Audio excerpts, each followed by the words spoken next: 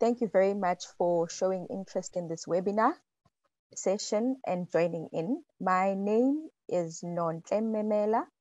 I am the program manager from eThekwini Municipality in South Africa, and I am responsible for the Cooperatives Development Program, whereby we provide interventions for cooperatives through various skills, such as access to industry skills, access to finance, and access to markets. The Global Social Economy Forum has provided this platform an opportunity for the youth whom are actively participating and those who have an initiative in mind in the field of social and solidarity economy to actually speak up and share with the world as how they will contribute or how they actually intend to contribute to a more sustainable community. And just in providing you with the background and introduction into our session, the social and solidarity economy provides a new important pathway to transforming the world into a sustainable and inclusive one.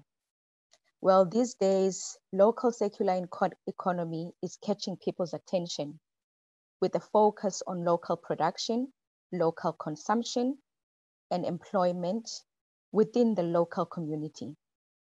It also matches one of the characteristics of SSEs, which emphasizes the importance of economic activities in building local roots. Also, youth have been highly involved, actually around the world, youth have been highly involved in SSE sector.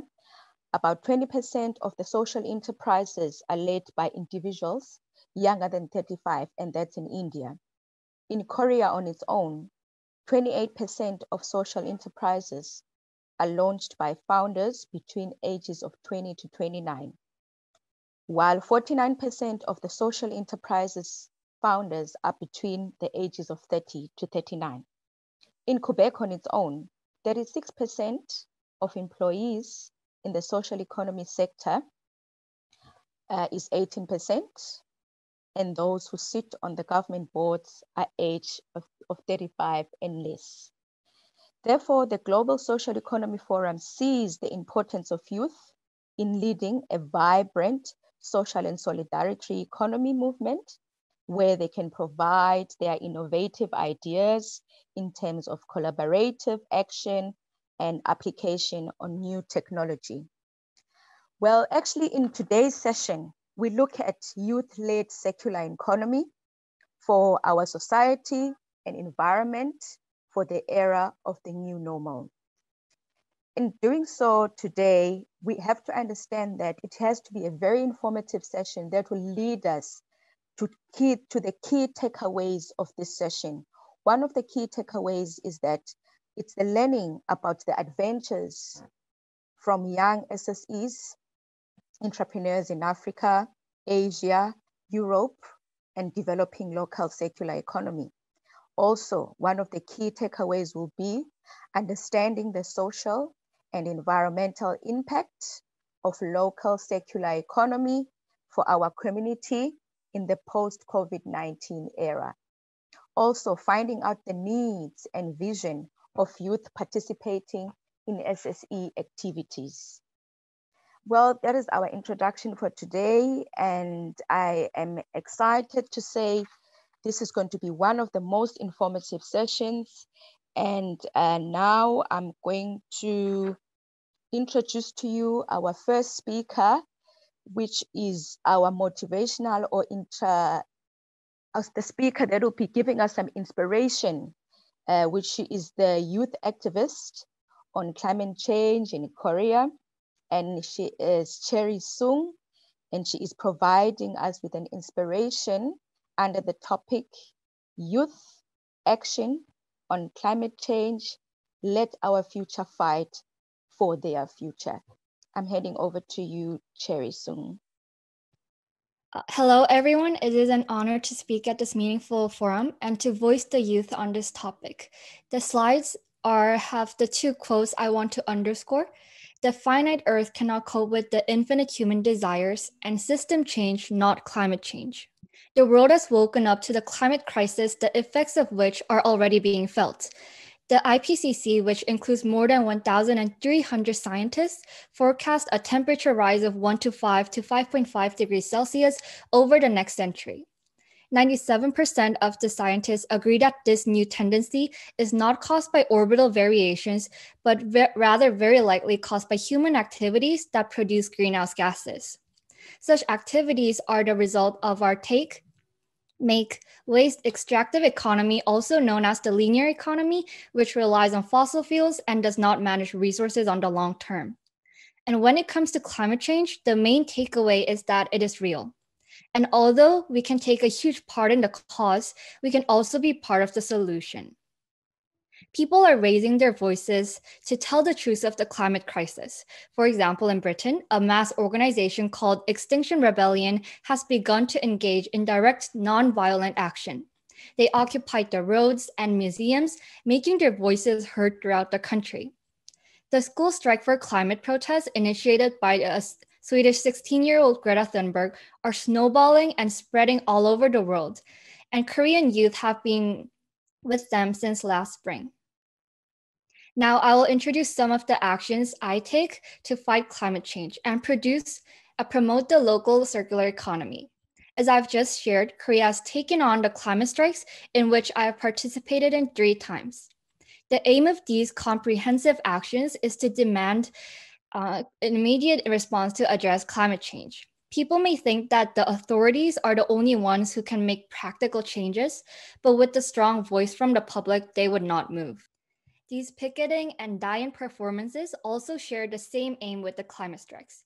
The more extraordinary our performances are, the more attention we gain from the media, bypassers, and the policymakers. And in this forum, I joined the Climate Strike Korea organization to point out the absence of a 2050 net zero goal in the long-term low emission development strategy, also known as the LEDS. This connects to the local circular economy in that there's climate policies, not just in Korea, but also just around the world, must involve local communities to increase its practicability. The green transformation cannot be achieved by a large-scale infrastructure projects alone. The involvement and efforts of the local circular economy is needed. Joining Greenpeace Korea, I've been able to take more direct actions at the National Assembly. On the top left, I did a hologram action requesting a just Green New Deal. Furthermore, I'm the representative of the future generation in the Ministry of Environment's Resource Circulation campaign. I've declared my pledge of action to promote the transition into a circular economy in Korea. Over 50 companies and organizations, including Samsung Electronics, Hyundai Motors, and LG Chemical, have joined in the signing of their pledge of action. Moving on, I've done 3 campaigns in which I've collected and returned wasteful things in the market produced just for the sake of consumerism culture. As you can see on the right, I received a handwritten letter from the chief commercial officer of a company I returned plastic straws to. By carrying these return campaigns out, I was able to communicate both directly and indirectly with big businesses. Through this experience, I learned that as a youth, I can still make a difference in a company system. Even my small actions could make a difference in society. Then now imagine how much difference can be made by a single decision of a National Assembly. At school, I've initiated a year-long collaboration with TerraCycle Korea, where students' old toothbrushes were upcycled into plant pots. Through this program, students learned that resources have better means of being discarded than going straight into the trash. Last but not least, I work actively to share information and spread knowledge by creating online media, crafting artworks, and giving both in-depth and very general speeches about environmental topics. I believe that this network of spreading information is important because realization and information are usually the genesis of action. People must discard the misconception that someone from the 7.5 billion population would just take action, because we will end up with no one taking action in the meantime. Hopefully, this explained why youth rose up to take action first. Our actions are not radical, but the climate crisis is radical.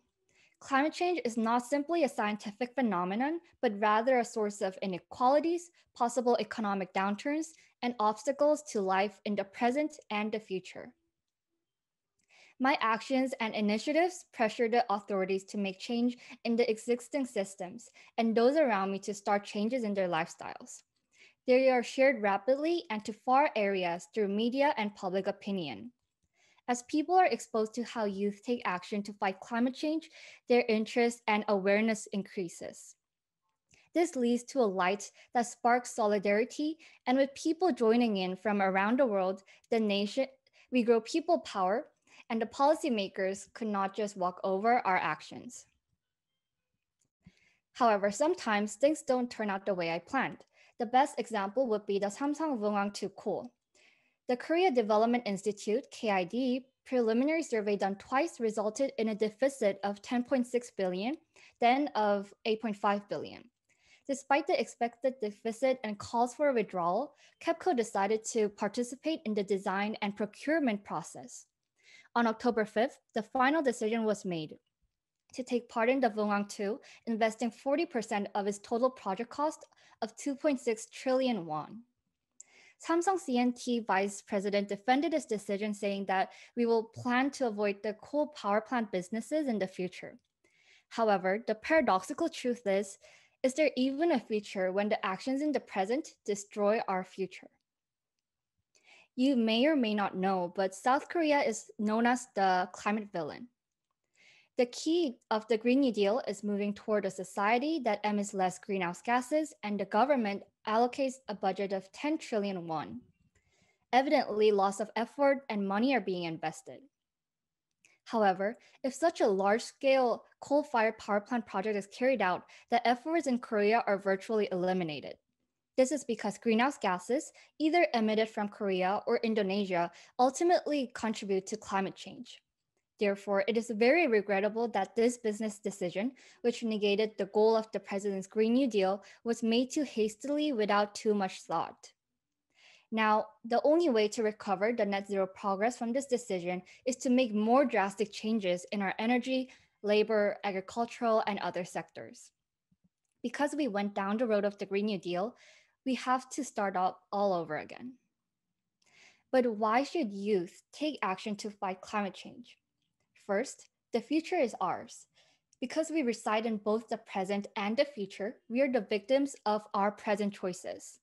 As I have presented so far, climate change imposes inequalities and discrepancies in terms of gender, race, age, wealth, etc. in our world. As teenage victims, we are able to amplify our voices to make the government recognize the urgency of the climate crisis and to respond immediately. Second, the current development seems like a disaster and it is unsustainable, both socially and environmentally. Young people in developing countries today are more likely to feel the impact of climate change on their lifestyles and livelihoods more quickly and directly than younger people in developed countries. Most young people in Africa live in rural areas where agriculture, which is extremely vulnerable to climate-related damage, accounts for 65% of total employment. In the short term, agricultural production is threatened by more soil degradation and erosion, crop damage, and reduced harvest resulting from extreme weather events such as droughts, heat waves, and severe storms and floods. Because of these threats, many young people are migrating to cities and other countries. Since most of the allowable carbon emission to cope with the climate crisis have already been exhausted, the emissions allowed for youth today are extremely small compared to the previous generation. To keep the 2-degree goal, generations who grew up in 2017 would have to emit only 122 tons in their lifetime, equivalent to 1/3 of the amount produced by people born in 1950. Since carbon dioxide remains in the atmosphere for hundreds of years and continues to affect climate change, the future generation have to face the climate risk posed by greenhouse gases emitted by previous generations. If nothing is done right now, the future generation will have to navigate a dangerous path through the difficult and harsh ordeal of the older generation. By 2050, the global demand for industrial materials such as steel, cement, aluminum, and plastics is projected to increase by a factor of 2 to 4. This amplifies the need for the world's transition into a circular economy to overpass the speedy increase of greenhouse gas emissions. Yet, it is not the time to lose hope. Youth has proven to come up with more creative ideas that make changes in human history. The social and solidarity economy, also called SSC, refers to organizations and enterprises that are based on principles of solidarity and participation, and that produce goods and services while pursuing both economic and social aims. The SSC encompasses dynamic and evolving groups of actors that all promote and run economic organizations that are people-centered. The circular economy refers to an economic approach that contributes to a more sustainable development, inspired by the working of natural ecosystems where nothing is wasted because one person's rubbish becomes another's raw material. The circular economy is based on the optimization of the productivity of resources that are already circulating in the market.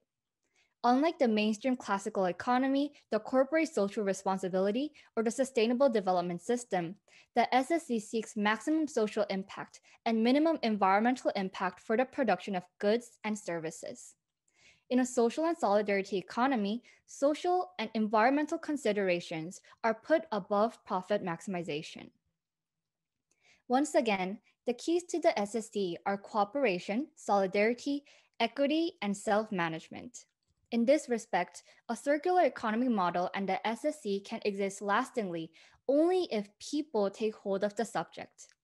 Local collaborative projects make it possible to directly involve citizens in the transition and thus should be encouraged. And where does youth come into picture? The SSC is one of the methodologies of climate action. By taking action, youth links the environment with the local circular economy. The actions and initiatives that I've outlined in the beginning all attribute to the local circular economy. In a social and solidarity economy, its actors are the pioneers of the transition movement and the world of tomorrow. The only support that young actors need is the government actions and action now. Youth are raising our voices not for the present, but also their future, but barely any progress has been made regarding the combat against climate change. It is because the full authority is in the policymakers' hands. And that is why it is necessary to involve young people who will live in the future as stakeholders when establishing climate change policies and transitioning into a social and solidarity economy. In addition, this participation should be guaranteed as a permanent right. So the world should listen to the youth, act now upon what we request, and involve youth in all processes of transition. Thank you for listening, and I hope you enjoyed. Thank you very much, Cherry Sung, for that enlightening presentation and seeing how the youth are actually very much striving to take action in promoting the circular economy. I've noted some very good key tech points from your presentation, like when you said the youth, they're actually amplifying the voices and they're actually promoting both social and economic needs. So there's a match there. Both needs to be done. And then also optimizing resources that are already available in the market through cooperation, solidarity. Thank you very much, Cherry Sung, for that enlightening presentation and seeing how the youth are actually very much striving to take action in promoting the circular economy. I've noted some very good key tech points from your presentation, like when you said the youth, they're actually amplifying the voices and they're actually promoting both social and economic needs. So there's a match there. Both needs to be done. And then also optimizing resources that are already available in the market through cooperation, solidarity, equity, and self-management. I think you'll still be with us through the session for when the Q&A comes up, and I'll be able to pose questions for you during the Q&A session. Thank you very much for that presentation, Cherry Sung. And now we move on to our next speakers, who will be giving us an insight on actions by youth actors of SSEs to boost local circular economy. Actually, these cases that are going to be presented now by the next speakers is that the enterprises are using local products being initiated and operated by the local people and creating local employment in their business actions. Therefore, these initiatives actually help and build local circular economy through local production, consumption, and employment, etc., which also demonstrates the potential of SSEs as an alternative of a global value chain in the community. Now I'd like to introduce to you my second speaker of the day, and I'd like to introduce to you the CEO of Tech Prom Lab in Indonesia, and that is Aniza Aziza. Thank you very much for the introduction, and thank you very much for this. So hi, my name is Anissa, and I'm from Tech From Lab from Indonesia. It is very interesting because some of the aspect from Cherry's presentation is actually in mine. So let me share you about my initiative in contributing to the sustainable goals. The first question that we had in mind when we started this initiative or this startup is, what if we can utilize hazardous waste to solve one of the most devastating disasters in Indonesia, while at the same time empowering small medium enterprise or the local companies in Indonesia. So the waste that we're talking about is actually the waste from the coal power plant that Charis mentioned before. So Indonesia is also still use coal as our primary source of energy. And this power plant produces 10,000 tons of the waste per year, and it only dumped in the landfills. And it contaminate our lands and waters and also harms people. And the second problem is the flood. Flood in Indonesia, it's the most frequent disaster. It causes death, displacement, and also economic losses. And the third problem that we are trying to solve is the stagnation of the local companies or the small medium enterprise. So these companies doesn't have the power or the resource for innovation or to do their own research, that make them stagnant, and they compete only in the price aspect. So they're going through a price war with their in the industry, and it's not very beneficial for them. So what we do, we create this porous concrete that can allow water to infiltrate into the soil and thus reduce flood. And we create this from the coal-fired power plant waste, and we produce it through collaboration with the local companies. So these are, we use the waste as our raw materials to produce the porous concrete that can reduce flood, and through technology transfer to the local companies. So I want to share about the perspective of each aspect that we're doing. And I want to share it from the perspective of the impact perspective and also the business perspective.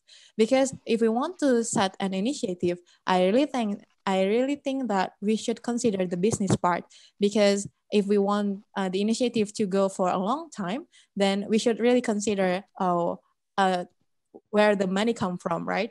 So I want to collaborate or seeing the two perspectives of each aspect. The first one is when we use waste as our raw material, the impact perspective is clear. Well, we reduce potential hazardous contamination on land and water. We are reducing potential harms to human, and also we substitute cement that causes up to 8% of the global CO2 emissions, right? But from the business perspective, it is also prospective, but it's also beneficial to the business perspective, because when we use waste, the waste is cheap. Sometimes it's free, because the waste is unwanted, and it also relatively easy to obtain because the coal waste producer eagerly seek for companies who want to utilize the waste. So both of the impact and the business perspective is it's good in this aspect. And then the second is when we choose to solve the flood issues by innovating the concrete, that we make a porous concrete to allow water to run through. From the impact perspective, it's also clear that by using the porous concrete, it will reduce the rainwater runoff because it allows rainwater to infiltrate the soil. It also reduces potential of flooding, and it increases water reserve. But because we want it to be, widely used in our country, we have to make it functional as well. So we made the porous concrete strong. It can be used for a light to medium good vehicle up to 8,000 kilograms, so that it can be functional as pavement that made it can enter one of the biggest market in Indonesia, the construction market. And we also make it in the form of concrete blocks, and we use the similar action when we try to produce and implement it, because we want it to be easy to enter the market. And the last aspect is when we collaborate with the local companies, the small medium enterprise, by transferring our technology, it created impact as well. Like we added value to the small medium enterprise, and also we introducing a research culture to them. The director of the small medium enterprise actually give us an insight that she said the worker become curious about the product and willing to improve it themselves. And when we heard that, we are really grateful, because not only we can, in the business perspective, we collaborate to produce the product, but we share our culture, we share our research culture to them, that is previously they have no idea about. So, but also in the business perspective, by using this method, collaborating with local companies is also beneficial, because the construction industry is a region-bound industry. It is not very efficient if you want to build your house in Indonesia, but then you import the building material from Korea. So it is more cost-effective to collaborate with local companies to produce the building materials, right? And the second one is by engaging the worker, like when you do the transfer technology to them, you can maintain the collaboration into a long-term one. So it is also beneficial from the business perspective. So that's what we're doing, and I want to share about who's behind the team. So here's my team, and most of us are from researcher. So actually, the founder and the advisor are from the same laboratory in our university. So we come from the laboratory of advancing material processing laboratory. And when we are creating power block, actually we have create the power block, but we don't know how to implement it. We have no experience or knowledge about the industry. So but it turns out it also become a good thing. I will discuss about it later. And the second one is what I want to highlight about my team is, beside the advisor, the co-founder and the management are all below 25 years old. It also become an advantage for us because of the young age of us. So what's the advantage of having young people in my team is about the young people think outside the box and connect the dots. Why? Because, well, we are surrounded by information, right? We all have the information from social media, from the internet, from everywhere. But young people have, we accustomed to this information and actually can pick something pick the information we need that is beneficial for the startup. So I think we are more accustomed to it than our older generation. And because we are researcher, a different aspect from the construction industry, we new to the industry, but because of we don't know the best practice of the elder generation in the industry, we can freely think out of the box. With the false information that we had, we can actually create or innovate the system in our companies that is not necessarily have to be the same with the previous one in the construction industry. And the young people actually do the hard work and willing to go extra miles.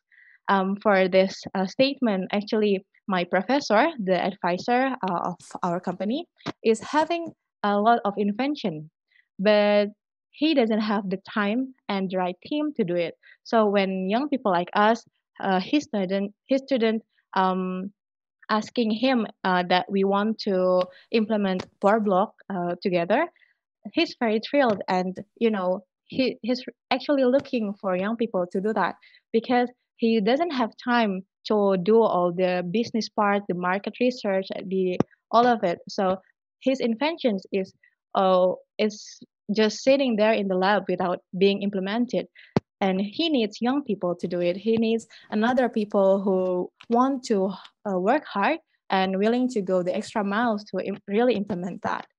And the last one, what I want to share is about collaboration. In our experience, we think that to implement this circular economy, we really need collaboration um, for academia, like the one who got the expert on the area, and also from the business part, because we really want the initiative to go longer, right? And also from the government, because we need regulation to support us, and also the media. The media can have a greater role in this aspect, because as a young people, sometimes my personal experience is that the society doesn't trust us enough to do all the hard work to really contribute to the problem. They will see us from the perspective of, well, young generation. It's only idealist. Like we can talk about many things, but really doesn't execute anything. So if the media can give us exposure on the what a good thing that we can really do, maybe the society will accept us more and then support us to actually giving a difference in this world. So I think that's all for me. Thank you very much. Well, thank you very much, Anissa, Aziza, for that presentation. I must say you've taken a very good strategy in terms of executing your plans for your SSEs, whereby you are having the long-term collaborations with local companies for production. And also with the fact that there's an advantage there of having advisors within your SSE, and also which are industry experts, because they have all the knowledge, but they're sitting with the knowledge without action. So as the young youth out there, you are able to actually take that information and put it into action and make it live. And also as young people, you are still very much active, as you've indicated in your presentation, and also in connecting the dots of the available information. So that's very good execution plan that you've taken within your SSE. We will take questions for you during the Q&A session as well. Right now, I would also like to introduce our third speaker for the day. That is Seo Young Nam, whom is the CEO of Bally's in Korea. Seo Young Nam, I'll take over to you, please. Hello, my name is Seo Nam. I'm working for Bally's. And so in the 1960s, there were some fish and that were imported from overseas, but unfortunately they are now becoming highly disturbant fish in the fresh waters of Korea, and they are now leading to the reduction of the population of indigenous fish. And so So a lot of the taxpayer money is being invested into the projects trying to deal with the bass and the bluegill, which are threatening the local environment. And so Bali's basically through the local governments is reusing or recycling the discarded or killed fish. And so we are now recycling these kind of fish to provide pet food. So at the moment, the global market is about 3 trillion Korean won, and the Korean pet market is also becoming very large. And so you can see that according to the statistics, about 60% of the pet food is imported. Reason is that high performance pet food is not being produced here in Korea, which is why a majority of it is being imported. And so a lot of the companies in Korea are using the raw materials like black soldier fly and medicinal herbs to produce high performance pet food, but they have not been able to gain a lot of competitiveness.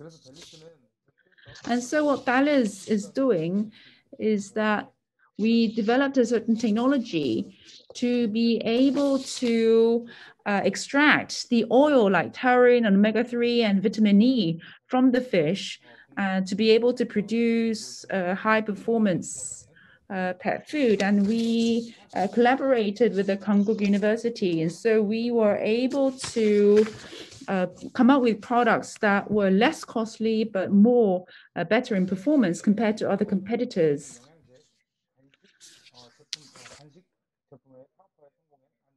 And so we have been able to produce these types of food, and we are still researching into making better pet food. And so we are witnessing a growth in our revenue, and we are expecting to record a revenue for 2020 of 250 billion Korean won. And this year we are seeing the fastest growth in revenue. And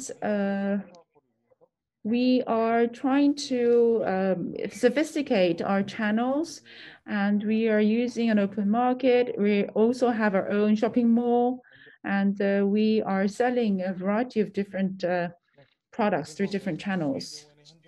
In the case of Bali's, we manufacture pet food, but we also have a curative shopping mall called the Market Kung.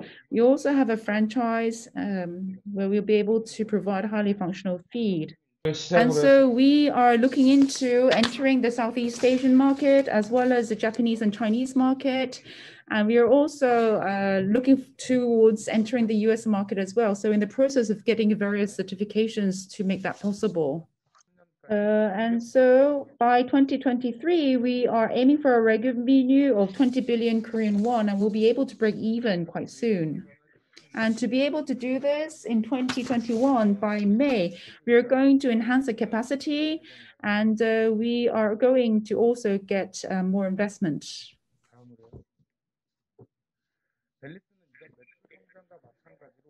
And so on top of this kind of revenue growth, we're also looking into employment growth, creating jobs, and also creating value. So we are trying to decrease the costs of the recycling. We're trying to create more income for fishermen, and we are also looking into protecting abandoned animals. And so we are going to enhance the total social value by up to about 1.3 trillion won by 2023. And so we are looking into increasing profit of corporation Bali's and thereby continue creating social value. So we want to become a social venture company or startup company, going beyond just manufacturing pet food. We also want to look into the issues of how the environment and ecosystem is being destroyed. We believe that no life was born just to die as waste. And so that's basically our mission. And we are continuing to upcycle the fish to that end. So this brings me to the end of my presentation. Thank you. Thank you very much, Si-Young Nam, for that presentation. I did hear that you have another schedule for today, so you cannot stay with us for the Q&A session.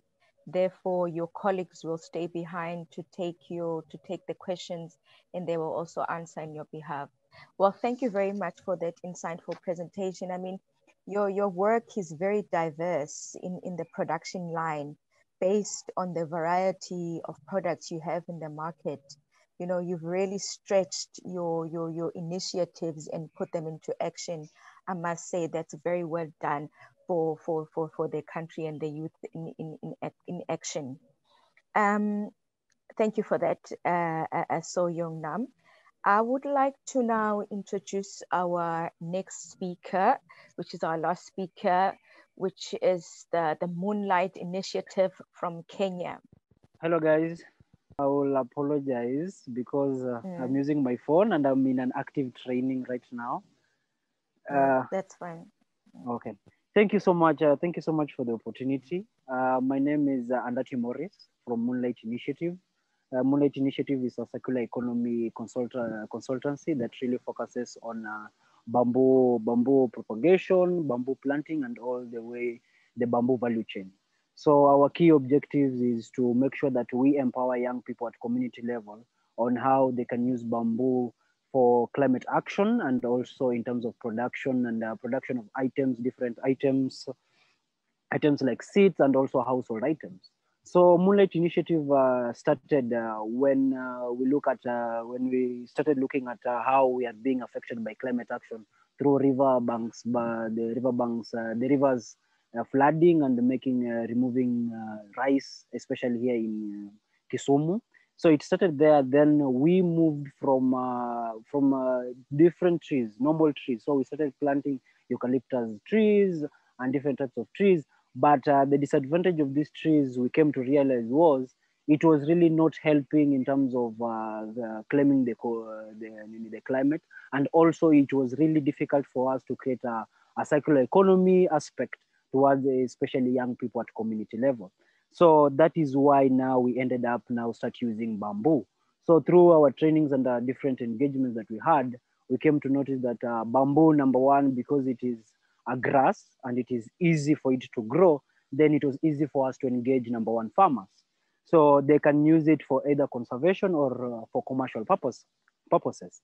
So also looking at also the time that is given for bamboo. Bamboo takes a minimum of 3 years, which means after 18 months, it is mature for different circular economy. And by the time it reaches 3 to 4 years, it is also mature for furniture and also building. So looking at these, it was easy for us to say, then now under the value addition, we can now engage young people. Apart from those who don't want to engage in farming, we can add them under the value addition and they can create different products as early as 18 months when they've already planted. So through these, we could see and we could engage young people freely. And those who really didn't even have farms or who have small scale farms, it was easy to engage them. Thus bringing in different perspective from large scale farmers all the way to small scale farmers. When you're looking at also the number of young people in Africa and especially here in Kenya, where we have almost 60% of the population being young. So it was really difficult for us to start having different engagements. But bamboo was easy to engage these young people because its value chain is really huge. All the way from 18 months until 4 years, you can get products and you can make money out of bamboo. So that is why now Moonlight Initiative engaged in these 3 areas. That is farming, that is value addition, and also processing. So for farming, we partner with local farmers, that is small scale farmers, all the way to large scale farmers. For value addition, we majorly focus on young people, where now we train them, we give them trainings for free. Then these training that they're using, these items that they're going to create from bamboo, they have to do it practically, and we support them in terms of growing these enterprises. So apart from just training them and everything, we're also giving them the market where now they can sell this product. Because when you want to notice, bamboo is still a new crop, and it is something that is really still being adopted in Kenya. So our main aim is to make sure that by the time it is something that is running and it is making money, young people are the key players in terms of its propagation and also its value addition. Then lastly, we are also looking at processing, where processing, we're looking at different companies. So we are partnering as Moonlight Initiative, we're partnering with different countries here in Kenya, in different companies that focuses on using bamboo in terms of creating different products. So we have an example of an organization called Ecopole, which one creates electric poles using bamboo. So we work with them to make sure that young people have the internship programs there, and they are, at the end of the day, if they've done the internship programs, the bamboo that they have planted, they can sell to these industries and they can make money out of it. So through this, when we were engaging young people, we came to notice that it was a little bit difficult in terms of engaging people at free and also discussing with them. So we started engaging them at a volunteer level, where these volunteers were training them to use that small space that they have at community level. So we engage them as volunteers. We ask them to give us the land. Then for us, we give them seeds for free. When they've already given these seeds and also the seedlings for free, then they're the ones who train their community members. So we are using them as volunteers who train their community members. When they already train their community members, the seedlings from their spaces are the ones now they sell. We buy from them, then distribute to these people that they have trained. So creating a circular economy system where now, apart from them just selling, they can get one or two, or they can get money out of it.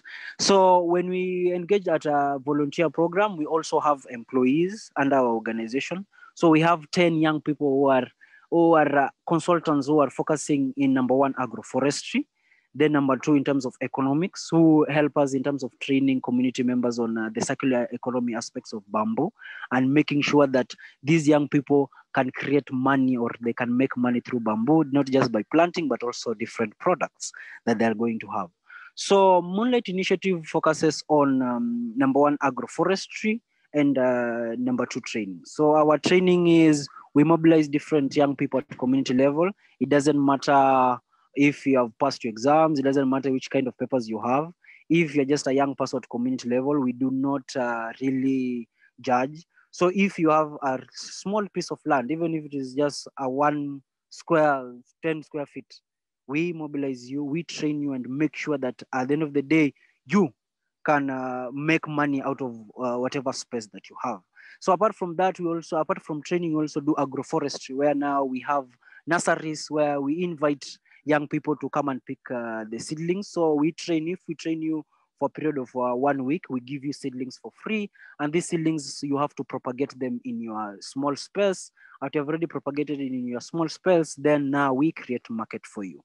So at the end of the day, our end goal is to make sure that these young people by the time you reach at 18 months, you are starting to make money.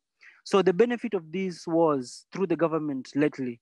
The president was able to now to push for the policy implementation of bamboo, and now bamboo has been accepted as a cash crop in Kenya, which is something that is really positive for us, and it is really positive for young people who are also engaging us, and now they can now starting working hard on in terms of planting bamboo.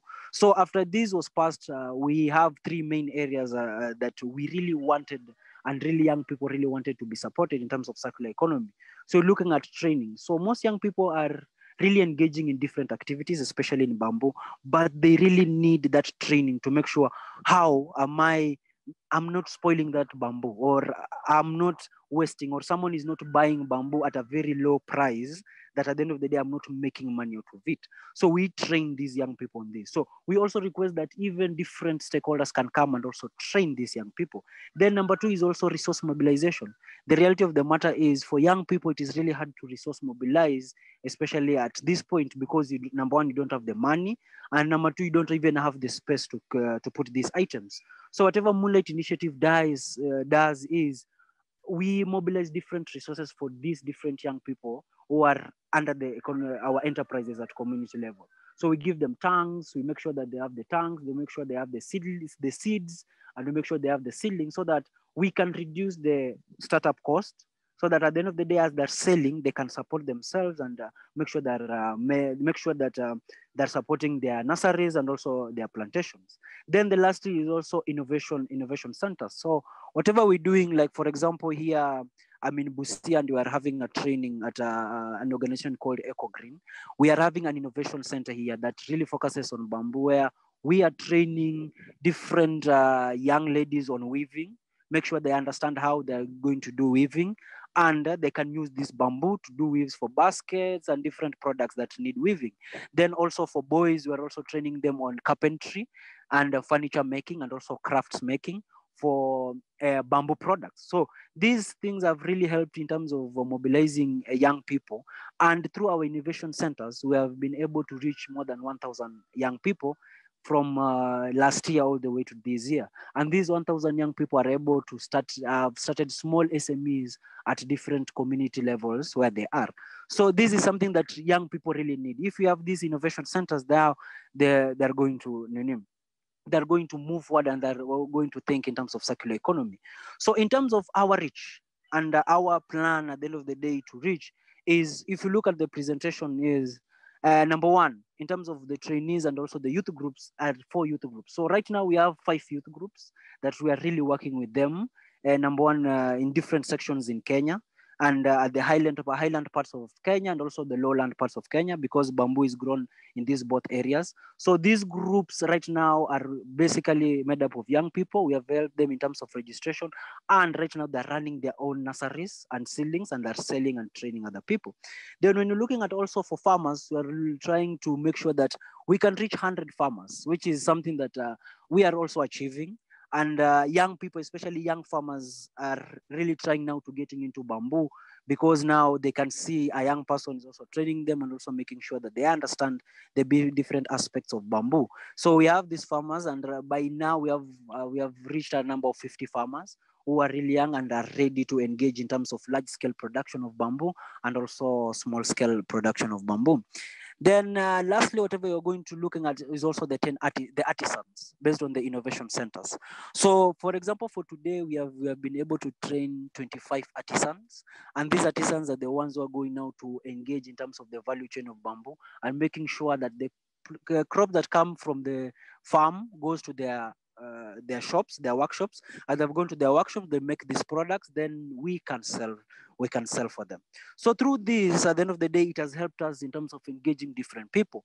Then lastly is in terms of mapping, because for those who are engaged in agroforestry, you can understand that we also have carbon capture. So we are also trying to make sure that these young farmers are also engaged in carbon capture and they can make money from whatever production or whatever engagement they're doing in bamboo. So this is also pushing young people towards large scale production. So it is easy for us to convince a young person that if you plant bamboo when you're in your first year of university, by the time you reach your 4th year of university, your bamboo will have already been grown and ready for harvesting. And by the time you're in your 4 years of school, you can be paid each and every month for carbon capture, and also you can harvest the leaves and also the stems and create items to do with toothpicks, farm products for their cows and also their animals. So using this, it is easy it is easy for a young person to say, okay, I can engage in circular economy. And also bamboo, it is easy to us to say that bamboo is a very good plant that a young person, even if it is at primary level, they can plant. And for the long-term effect, they can also pay their school fees at university level when they plant the bamboo when they were in class 4. So this is something that we are looking at and also targeting. And also targeting those people are at high school level, where at Form 1, we have a project called Adopt a Bamboo Project, where at Form 1, we give you 20 seedlings. You plant these 20 seedlings. And by the time you're going to finish your Form 4, your bamboo has grown. And at the end of the day, at your high school level, you're able to move away from dependency of your parent to interdependency of yourself through your bamboo production and everything. So through the presentation, you can see through the pictures the kind of activities and also engagements that we are having. So you can see there is a lady on your far right. She has a nursery. So the lady who was the nursery, she started with only 50 seedlings of bamboo. Right now, she's giving us 50,000 seedlings of bamboo each and after every 3 months. So you find that you have moved her from just a local farmer. Right now, she's a millionaire at her home, and she's not doing large scale production. She's only doing farming for seedlings. So you find her, she has also mobilized young people in her area, and right now they're training and also helping these young people also grow their bamboo production. Can I go to the next slide? Okay, so for now you can see in terms of when I was talking about the innovation center, and I was also talking about the value chain of bamboo. So you look on the far right, that is a seat. So those are seats that are created with bamboo that have gone for 4 years. So this is a young person in Nakuru that you are engaging in bamboo. So for him, he planted his bamboo when he was at high school level, but now he has his own workshop that he creates his seats and he can support himself. So that is what we are doing. On your right, you can see their baskets. So we are also trying to replace these normal baskets with bamboo made baskets for weaving, which can help in terms of growing the enterprise at community level. So you can also see the seats, and you can also see the beauty products. You can see the lady who is holding the earrings, where now we are also engaging different women groups and also girl groups so that they can create their own accessories, so that they do not buy. We do not go, we have African accessories that they can create and they can also sell to help support them in one way or another. Thank you so much for the time. Thank you very much from the Moonlight Initiative. That was very, very, very insightful. You were actually very, very, very loud and clear. So we didn't have a problem with your phone. And, I actually grasped a lot of, good outcomes that you are actually doing within your initiative. Yes. You empower people at community level. So yes. that's actually you taking people from way at the community and providing them with the skill, because you find that more people are in the communities, but no one is there to actually unleash their skill. No one is there to identify their potential. So what you are doing is that you are giving them a chance and an opportunity to actually unleash what they have. And also partnering with the small scale farmers. That's very good initiative, because then it also broadens your production line or your market or your access to market in terms of your products. And also the provision of skills through training. I mean, you're transferring skills. You're not only just keeping the skills to yourself, but you're transferring it to other youth as well, so that they can also prosper in their own ventures through the internship programs that you're also offering as well.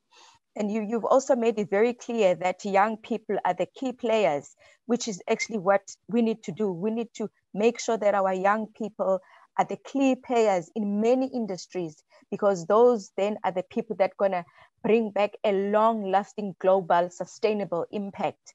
And then the innovation center that you said you have, it has a lot of variety of products that you have within there. So at the same time, still going back to say you have a lot of products that are available within your production line. Are you still going to be with us here, or are you going to?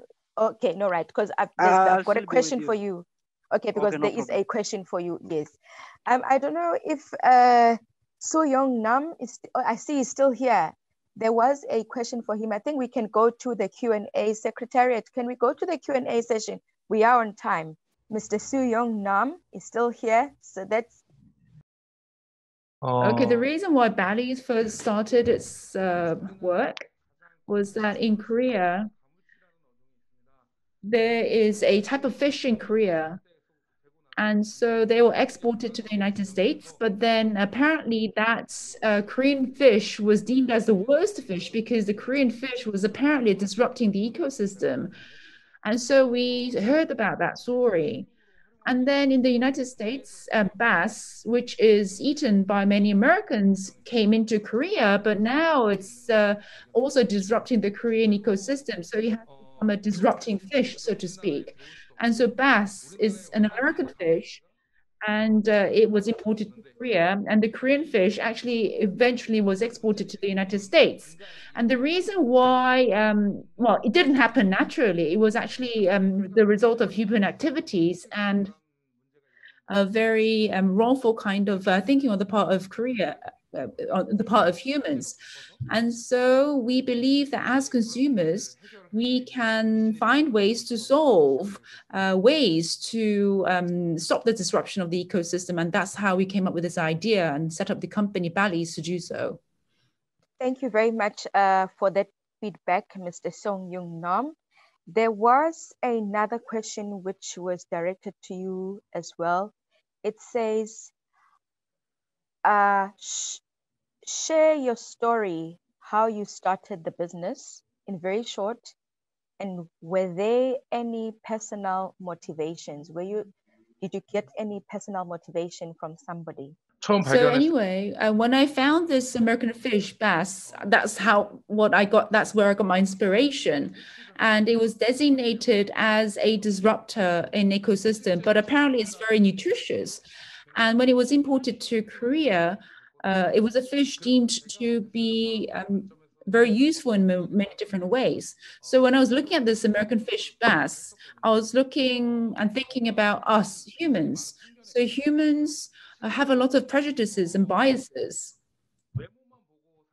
And sometimes many people judge others just by looking at the appearance. I'm rather big in size, right? But I'm rather inward, and I'm a little bit sensitive when it comes to my personality.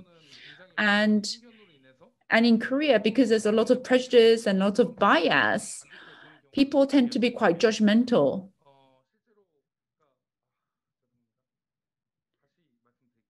And so just to sum up, when I first found about bass, I thought that I could do some kind of a business of it. And I talked to my friends, then maybe you can do something about the American imported bass. And then I asked my friends, what do you think?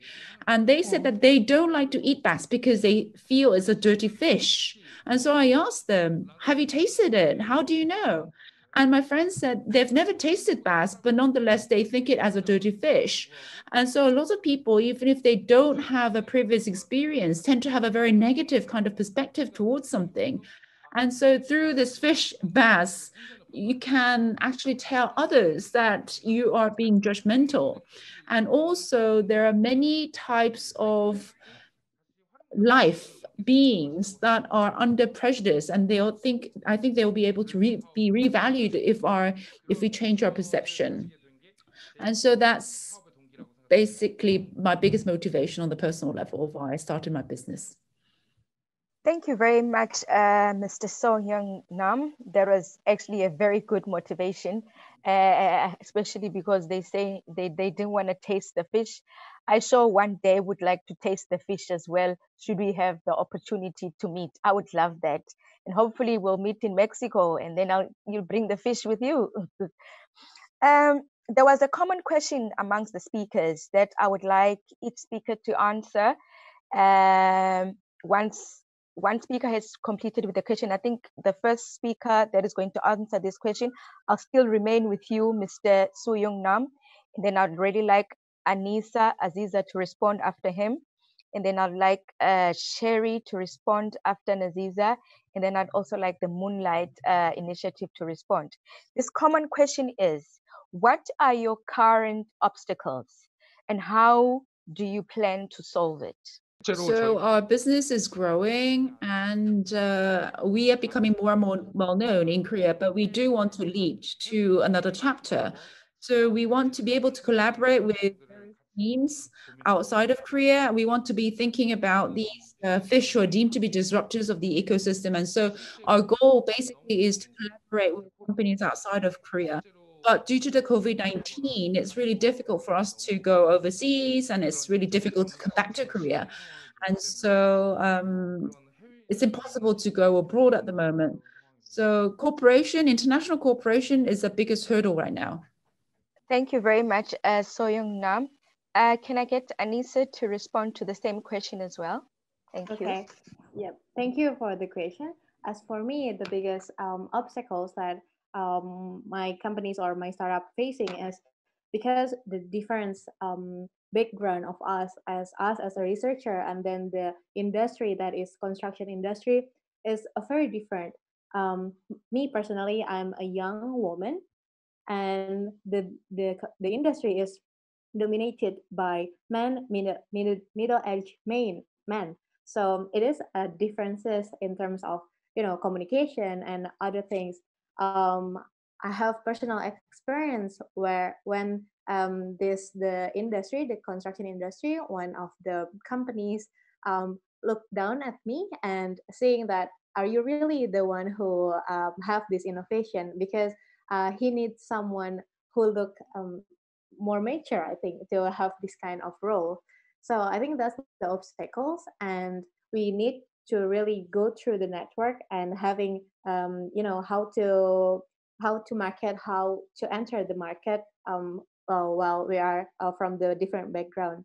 As for the COVID-19, I think personally the COVID-19 actually beneficial for us because we cannot face them face to face, because we have to do all the communication with the video or call. Then it easier for us to enter their community, because previously we had to attend their gatherings or their construction gatherings, and it's full of middle-aged men, like we're not feeling like we accepted into that community. But because of using this technology during the COVID-19, it's actually easier for us. We can just invite them into a Zoom meeting and have the conversation. So well, maybe it's different, but for us, I think COVID-19 is actually beneficial for us. Thank you. And Anissa, for that response, it's actually the first to hear someone say COVID-19 has been beneficial for you.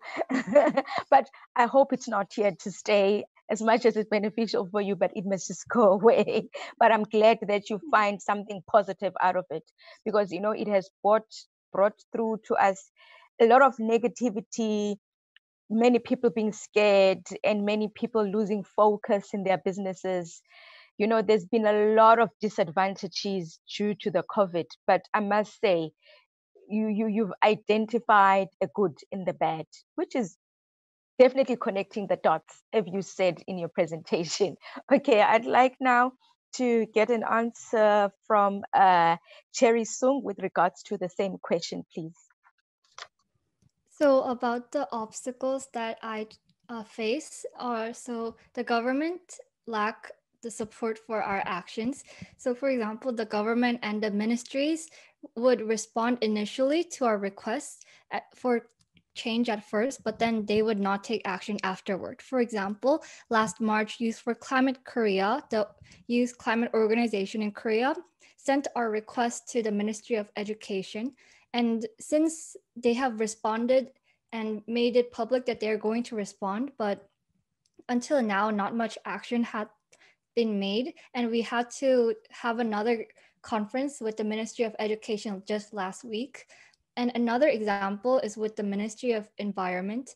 So the last time the Youth for Climate organization met the Minister of Environment, the basic ideas that he has inculcated in our minds is that the ministry and the government know that it is very important to respond immediately to the climate change and the climate crisis, but it is impossible and they would not take action. And that's all that we have basically got from them.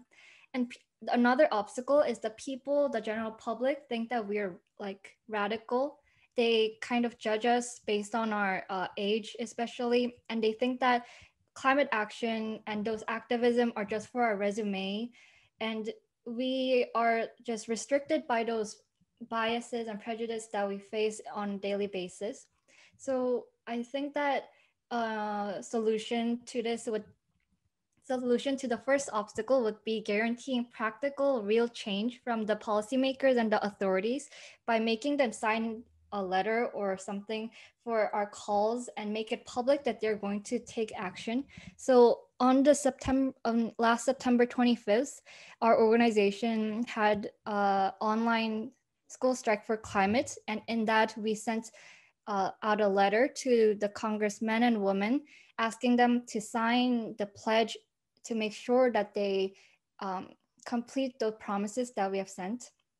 And in times of COVID-19, it is actually difficult for us because we cannot do the traditional school strikes for climate and going out on the street and a rally. However, we were able to transition into an online platform and basis where we could spread our message just directly online. And through this, I believe that the Youth for Climate organization expanded a lot. So in March, when there were only about 30 people in the organization, right now there are more than 100. So I believe that that is how COVID-19 brought a little advantage.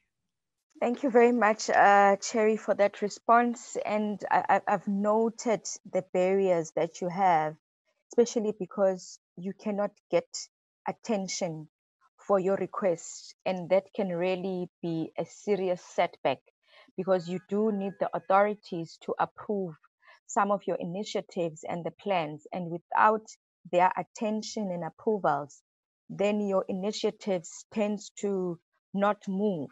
So that is definitely an obstacle and a barrier in terms of moving forward with your initiative. And also noting that people are being judgmental.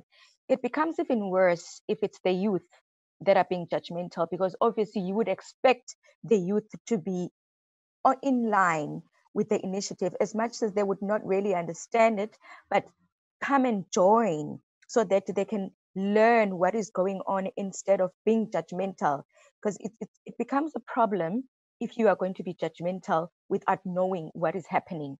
So I would really stress for the youth to say, do not be judgmental. Before you are judgmental, go and learn, go and understand what is going on, and maybe you may find yourself joining in. And also the solution that you've outlined, where you are saying you want to sign agreements, like for example your memorandum of understanding or your service level agreements. I think by having those agreements, it'll also outline the key roles and responsibilities of you and also the leaders, to know what is expected of them and what are the timelines, because timelines are very critical when you have your initiatives. That will also sort of like solve the challenges that you have. Okay, now I'd like to move on to Moonlight to answer the same question as well. Number one is ageism, and the biggest problem was us as young people and a young initiative trying to engage different people in this what do you call, in this industry of building, and also trying to replace wood with bamboo. It became a very big problem because people really didn't want to listen to us and also want to talk to us until when we have maybe meetings and that they can hear whatever we are going to share. That is where now they can see we're making sense. But in terms of them giving us an opportunity before even discuss with them, it became a little bit of a problem. Another thing is also adoption of bamboo, because bamboo is a new crop here in Kenya, being majorly focused on in terms of commercial production and also different kinds of production. So its adoption has become a little bit of a problem, where now it is giving us an extra mile to go and train all the members from policymakers, leaders, and also community leaders. Then now we can now get it into now families and also young people to start understanding that bamboo is also a very important thing and we can work with them. So the only way we have been able to mitigate this is through our trainings and community training. As you can see, and as I already told you, we are going directly to the community, because we know if the community understands the benefit, then at the end of the day, it is going to push also the other systems to adopt it. Then another thing is also policy implementation. It has taken long, and until today, the policy implementation of bamboo has not been done here in Kenya, which has become a very big problem in terms of those who are doing large-scale production and also small-scale production. When you're talking about also young people engaging in bamboo, and also how can we determine the prices of, number one, the stems of bamboo, and also the products that we are having. Because you don't have such kind of a guideline, then it becomes a little bit of a problem, giving in loopholes to different people, so that now they start using and overusing whatever, they start manipulating those who are engaging in bamboo. Then another thing is also the wood industry, because the fact of the matter is we are now, it's like we are going against the wood industry, and the wood industry here, especially in Kenya, it is doing everything from household items all the way to art and craft. So we are trying also to now bring in bamboo to do whatever wood is making. And in terms of people accepting and saying that bamboo can do the same way, that it can create the same table that the wood can create, is becoming a little bit difficult, but now through our trainings and also showing them and them seeing the end product is also trying to help us get these people on board. Then now, lastly, we are looking at also the investment into the industry. As you can see, Moonlight Initiative it is led by young people, and in terms of also having money and running and holding these trainings and making sure that the bamboo that is being made is treated well, so that at the end of the day the product is best, is a little bit very expensive for us. So we are trying also to mobilize resources and also getting those people who can invest into the bamboo industry. And the only way they can invest into the bamboo industry is by them seeing how the benefit of bamboo. So it is going to take a little bit of time, but at the end of the day, we know as a people, when we are having also the government making it already as a cash crop, we are seeing that the strides are coming. It is taking a little bit of time, but at the end of the day, we are going to make sure and we are going to move forward. So from the investment and also the information, all those, that has been a very big problem. But now the biggest opportunity that came with us is, as the last speaker said, it was about COVID-19. For us, COVID-19 it really helped us, because now young people were at home. So it was easy to also mobilize and also talk to these people one-on-one, either through online forms, because most of young people are online. So it was easy to hold these trainings online and also showing them the importance of bamboo, training them so that they understand the little bit of basics of bamboo. And through those trainings, we were able to reach a very huge number of people because they were at home. And right now, because the system is reopening, you can see now that the ones now are requesting for physical training and also physical engagements in terms of these different aspects and these markets. So we are trying to mobilize, bringing in different stakeholders and also these young SMEs and SSEs. So we are trying to train them, make sure that they understand the positive nature of the industry and also the negative aspects of the venture, so that at the end of the day, they know how they can invest and also how they can get the best out of it. Thank you so much. Thank you very much for that response from the Moonlight Initiative. I've noted that the policy implementation is one of your obstacles, because it's something else having the policy, but then it's another thing when it comes to not implementing the policies. So the policy becomes a nice to have and not a good to have because it's not working. So I think that's definitely an obstacle there. And I've also noted that the good side of solving these issues is that you want to invest into the industry. That I take it will be long-term investments. That is also a very good strategy, turnaround strategy, or production strategy that you are going to take for long-term investment, because that also gives it certainty that there will be sustainability, because there's no initiative that you want to start without wanting it to be sustainable. So that long-term investment will really, and hoping that it will lead you to sustainability. And obviously building up a legacy, because who doesn't want to have a legacy? With all these initiatives that we have as youth, it's very important and very vital that we build legacies that even our own children and grandchildren, greater grandchildren can invest into. And also what I like is that you are solving these issues by mobilizing the different stakeholders. So you're having people buying into your initiative, so that obviously you are able to be as productive as per your plan within your business. There was another question for you, from the Moonlight Initiative. It says, to what extent has the government embraced or supported the initiative? Okay. So for Moonlight Initiative, in terms of government, right now, the government was able to bring in a permanent partnership with us with KEFRI. So KEFRI is the Kenya Forestry Research Institute. So the Kenya Forestry Research Institute, whatever it is doing, it is supporting us and getting the right species and also getting the right trainings in terms of the specialties. Because when you look at bamboo, the different species and different engage in different activities. So whatever government is helping us is giving us these people who understand these kind of aspects, and they're coming to train us for free. Number two, I was looking at also different counties, because Kenya now has different counties. If you look at a county like Busia, right now, they've already started implementing their county policy on bamboo propagation and bamboo conservation in Busia County. So you find that through this county, it is now pushing other counties to start now seeing the importance of bamboo, because now investment now is running towards Busia County, and different stakeholders are running towards Busia County. So through these two main engagement that the government it has tried to help Moonlight Initiative, we have been able to move and also stride. Then the last thing is now having bamboo being accepted as a cash crop, because a long time ago in Kenya, the bamboo was considered as a grass. So you couldn't engage in anything on bamboo in terms of it being a grass. So you could even start a workshop. You could even be given a certificate to start that workshop.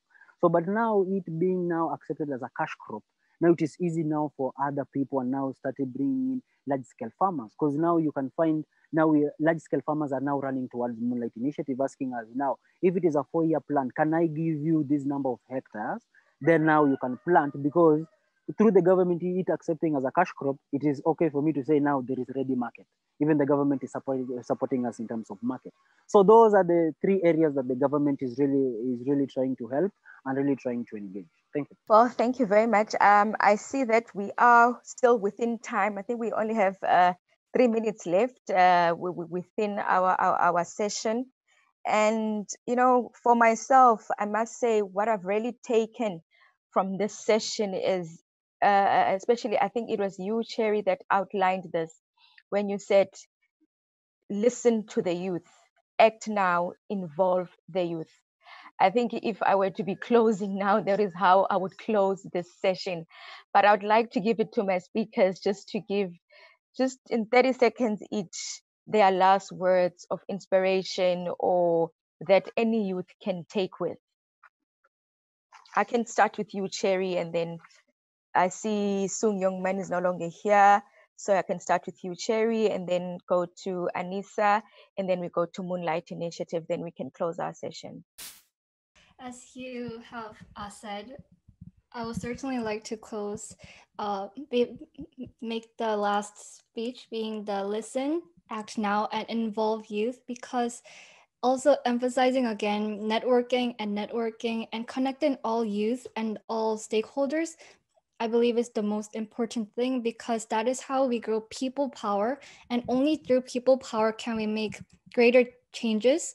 And I believe that it is not late, even despite the COVID-19 and other challenges around the world. It is not late to create changes. In 2020 is October, and we still have 2 months left. It is time to start now and then involve everyone so that we can make the better change and a better snowball to roll around the world. Thank you very much, Cherry. We can hear from you, Anissa.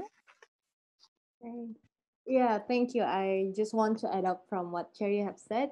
Like being young, I think is an advantage.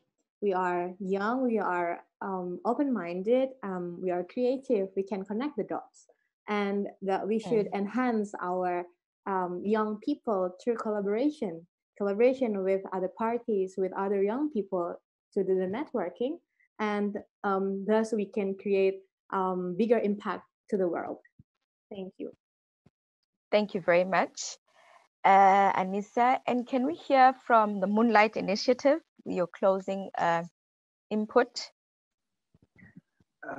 For me, I'll say, basing on the demographics, it is a reality that at the end of the day, young people should be key in terms of engagements, or when you're looking at community development and also helping people create different solutions to community levels. And it is high time that we can support these SSEs, especially that are led by young people, so that at the end of the day, we can create a generation that understands responsibility and also understands that dependency is very important for any generation in terms of moving forward. So when you're looking at us moving forward, especially here in Africa, we really need to engage these young people and give them these spaces. And these spaces can help them in terms of creating solutions and also being given direction to move forward. Thank you. Thank you. Mr. Seung Young Nam, your closing remarks? So it was a really good opportunity for me to be able to listen to many different speakers. There are many different threats that we face. Yes, it was a very good opportunity for me to listen to many different voices. And so there's a lot of discrimination that we all face. We have a lot of prejudice and we work amidst a lot of discrimination. And because of that prejudice, bias, we face a lot of difficulties and we go through a hard time. So I hope that this kind of prejudice and discrimination will all be eliminated at some point so that our youth and the younger generation will be able to become entrepreneurs and impact society in greater ways. Thank you. Thank you very much. There is a whole lot mouthful. Just to shorten it, it says you need to connect the youth, you need to connect your stakeholders, build people's power. It is not late to create changes. So advantage of being young, so then you can connect the dots. You need to network. Young people should be in key community development. You need to create a generation that takes responsibility. That brings us to our end of our session today. I would like to thank all my speakers. Thank you very much. There was a mouthful and informative presentations. I must say a round of applause to you and to our participants that are listening globally. Thank you very much. We are taking notes of your questions through our chat sessions. Those will also be attended to separately.